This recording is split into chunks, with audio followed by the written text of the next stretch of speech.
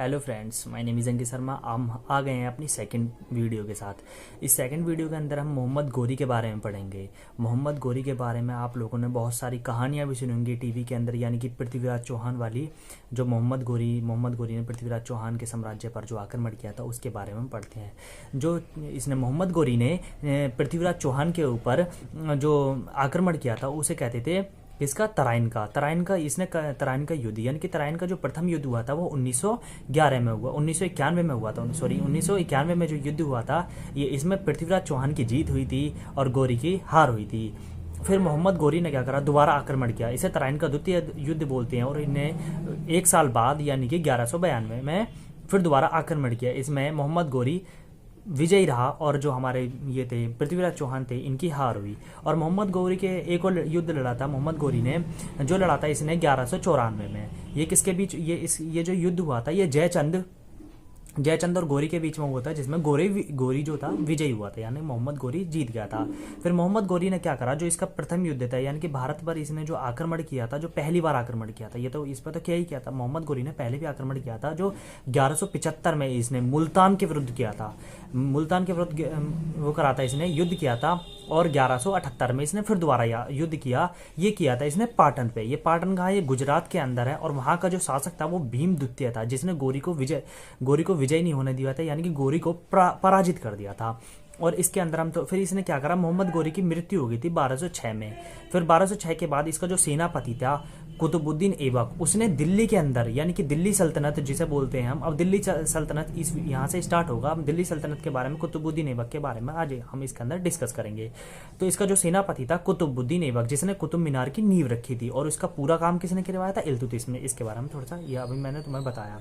तो क्या हुआ था, कुतुबुद्दीन ऐबक जो था उसने 1206 में दिल्ली के अंदर एक गुलाम वंश की स्थापना की थी, यानी गुलाम वंश की नींव डाली थी कुतुबुद्दीन ऐबक। कुतुबुद्दीन ऐबक ने कुतुब उल इस्लाम एक मस्जिद बनवाई थी। और इसका जो वो था, यानी कि इसका जो वो था सेनापति था, उसका नाम था बख्तियार खिलजी, जिसने नालंदा विश्वविद्यालय पर आक्रमण किया था और उसको तोड़ा था।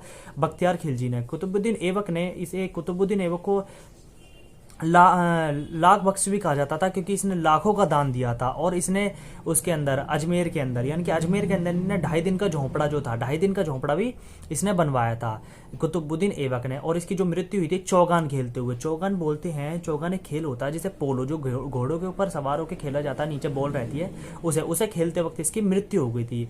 और उसके बाद इल्तुतमिश में आया था, जो इसका सेनापति था। इल्तुतमिश ने ये जब इस टाइम जो इसकी मृत्यु हुई थी, तब ये उसका वहाँ का ये शासक था बदायूं का, यानी कि बदायूं का ये गवर्नर था उस टाइम पर।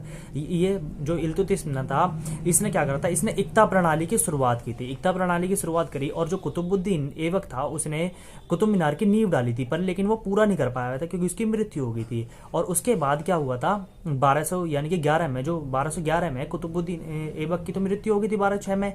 जो इल्तुतमिश था ये बना था, यानी कि सुल्तान बना था ये। और फिर इसने क्या करा, दिल्ली को अपनी राजधानी बनाया इल्तुतमिश ने। और इसकी जो बेटी थी, यानी कि इसकी जो बेटी थी रजिया सुल्तान, उसने भी शासन किया था दिल्ली पर। यानी कि प्रथम मुगल अगर आएगा कि प्रथम मुस्लिम वो कौन थी, शासक कौन थी, तो रजिया सुल्तान, जिसने 1236 से 1240 तक शासन किया था दिल्ली सल्तनत के ऊपर। और अगर इसमें एक और इम्पोर्टेंट चीज है इसके अंदर, कुतुब मीनार की नींव, तो कुतुब मीनार का काम तो इसने पूरा करवाया था इल्तुतमिश ने। इक्ता प्रणाली की शुरुआत इसी ने करी थी। और फिर क्या हुआ था, रजीरा सुल्तान के बारे में हम पढ़ चुके हैं। 1236 से 1240 तक इसने शासन किया था दिल्ली के ऊपर। फिर आया था हमारा बलवन कब, 1266 में ये दिल्ली सल्तनत का, यानी कि इसने गद्दी पर बैठा ये बलवन।